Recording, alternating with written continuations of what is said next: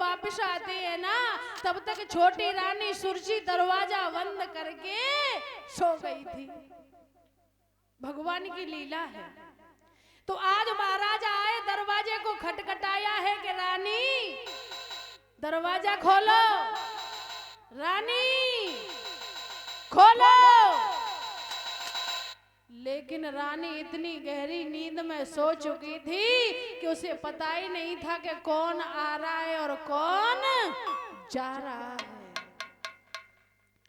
तो महाराज उत्तानपाद ने सोचा कि चलो आज मौका है तो बड़ी रानी के पास चलते हैं। तो आज वक्त वहां से महाराज बड़ी रानी सुनीति के पास पहुंचे हैं और धीमे से दरवाजे को खटखटाया है। रानी दरवाजा खोलो।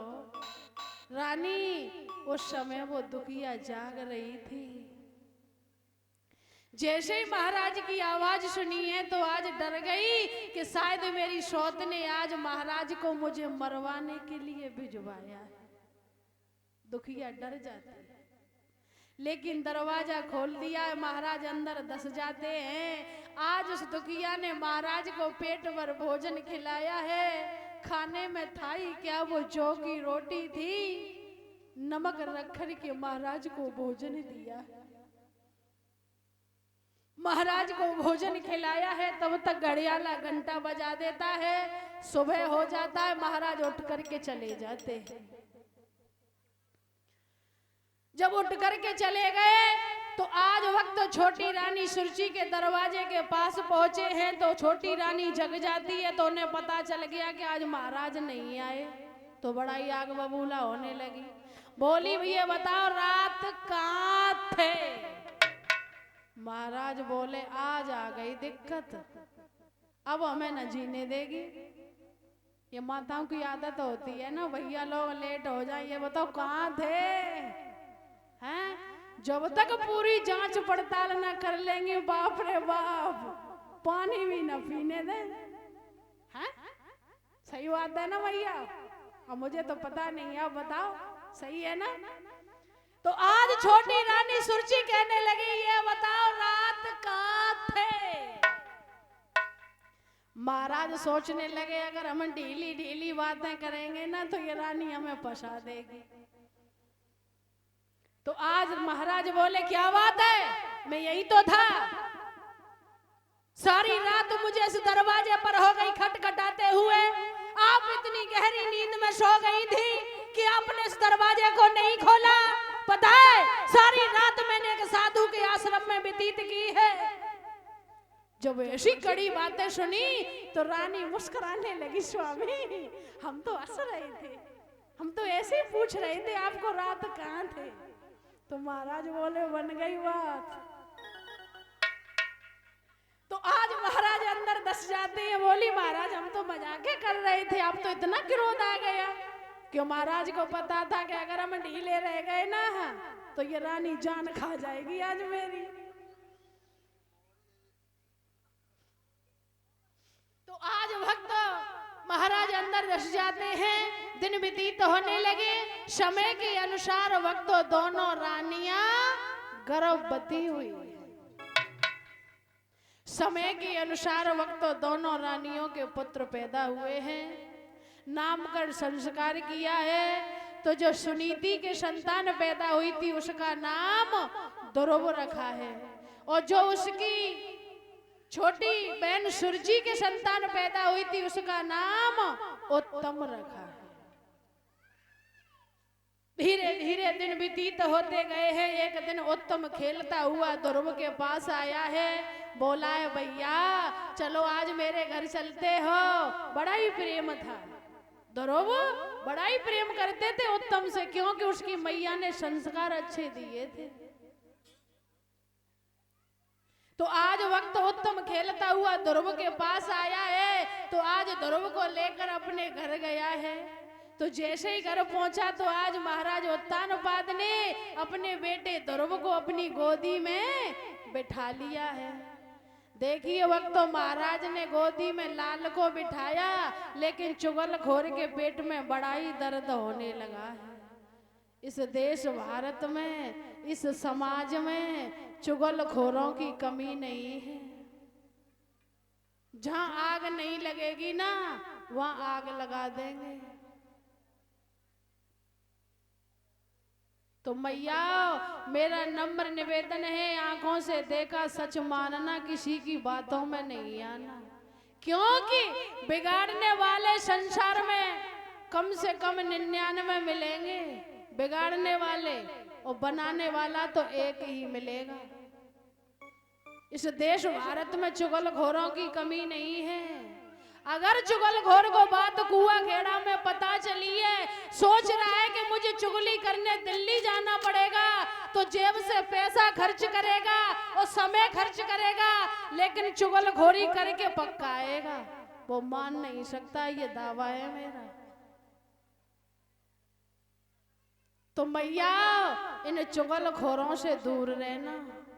इन चुगलखोरों ने पता नहीं कितनों के घरों को बर्बाद कर दिया है। ये मेरी आंखों देखी बात है। इधर कुछ बोलेंगे उधर कुछ बोलेंगे,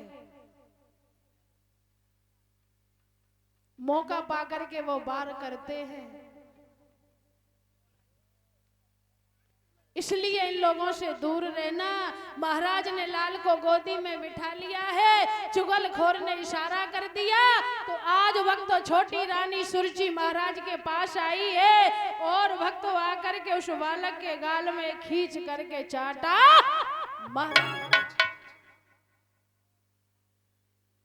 आज भक्त चुगलखोर के बैन सुनकर के सुने चुगल के बैन लाल करिन क्रोध तन छायो, झपटी दुर्व की ओर रे जन चाटो ददा लगायो।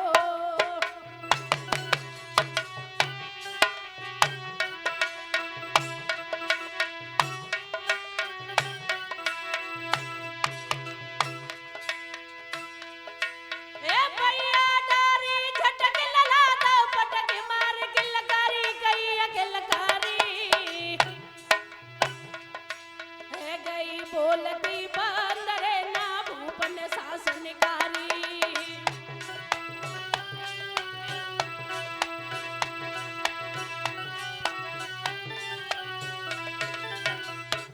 आज भक्त रानी दौड़ करके आई, आज उस बालक के खींच करके गाल में चाटा और बोली, ओए दुष्ट बालक इस गोदी से हट जा। उस समय महाराज कुछ नहीं बोल सके थे। क्यों नहीं बोले? कारण है ना, क्योंकि किसके पास रहते थे? अनीति के पास। सुरुचि कौन है? अनीति। जो अनीति की तरफ ले जाने वाली होगी ना, जो अनीति के वश में होगा, वो कभी भी जिंदगी में बोल नहीं सकता है। आज बालक के खींच करके गाल में चांटा लगाया है और बोली, और दोस्त तू नीच का लाल है, ये तेरे पिता नहीं है। तो आज वो बालक खड़ा हो जाता है, आंखों से अश्रुधारा बहने लगी। बाहरी माँ, क्या मौसी ऐसी भी हुआ करती है? वो बालक कहने लगा है, महाराज कुछ नहीं बोले और कहने लगी है, दुष्ट बालक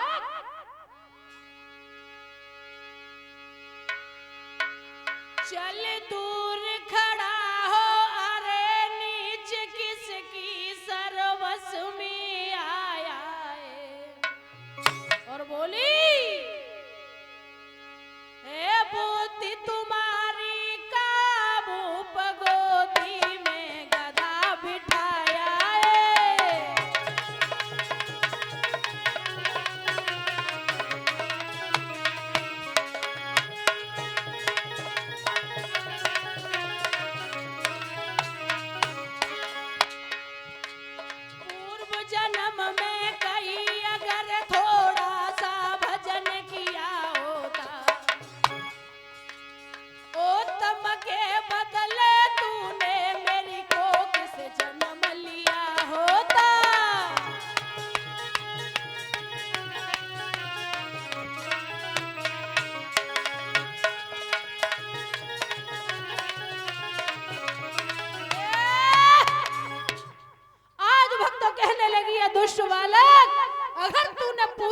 मैं थोड़ा सा भजन किया होता तो आज उत्तम के बदले तूने मेरी कोख से जन्म लिया होता।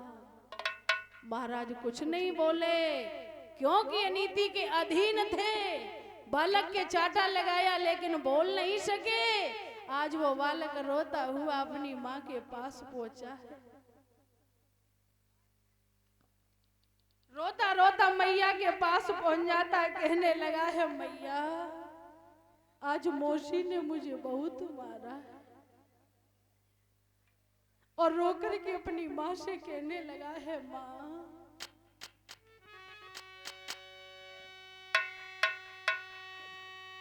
मात मौसी ने मारो बबुला धरी ना मैया धीर माँ।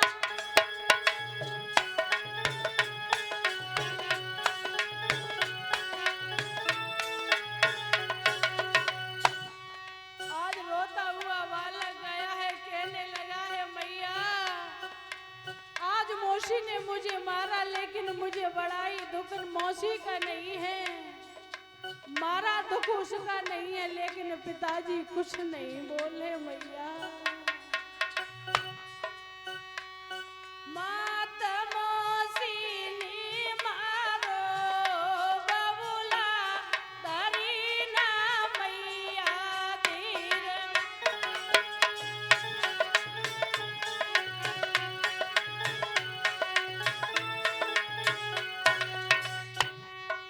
बालक कहने लगा है भैया बात तो सुनो। भूप ने गोदी लायो उठाए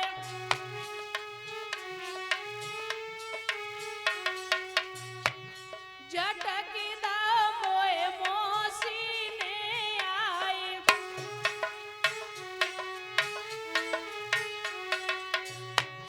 गाल पे वो चटकारो बबुला धरी ना मैया धीर।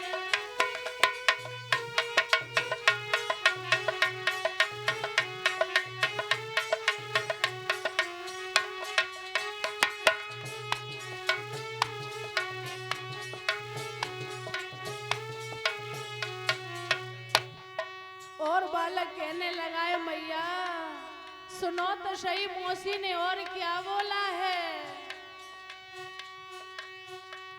देश की उतरी तेरी मैया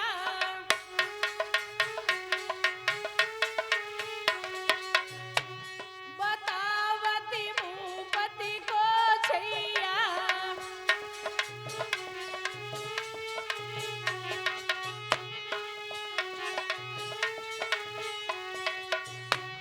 नीच तेरी मात जारो बबुला धरी ना जननी धीर।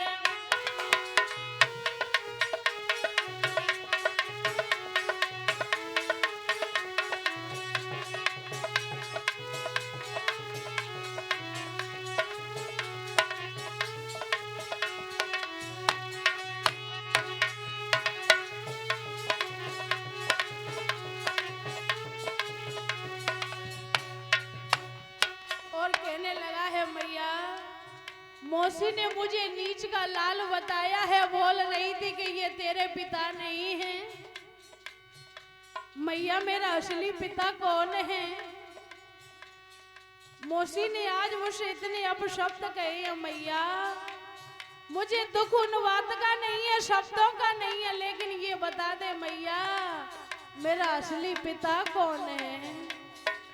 आज वो बालक माँ से पूछने लगा है पिता को असली बताए दे मोए।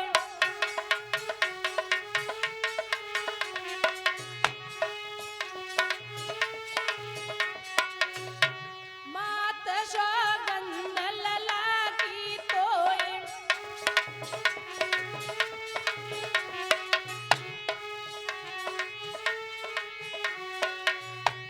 पिता ध्रुव बांसी वारो बबुला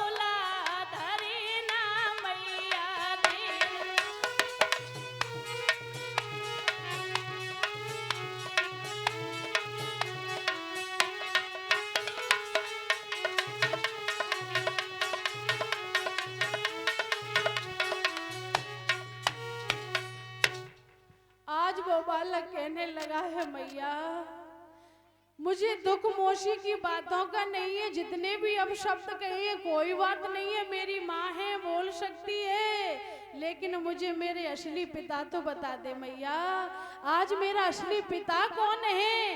तो मैया कहने लगी है बेटा कैसी बातें करता है, तेरी मौसी ने ठीक ही तो कहा है? धन्य ऐसी माँ सुनीति को, हैं? इतने भी अब शब्द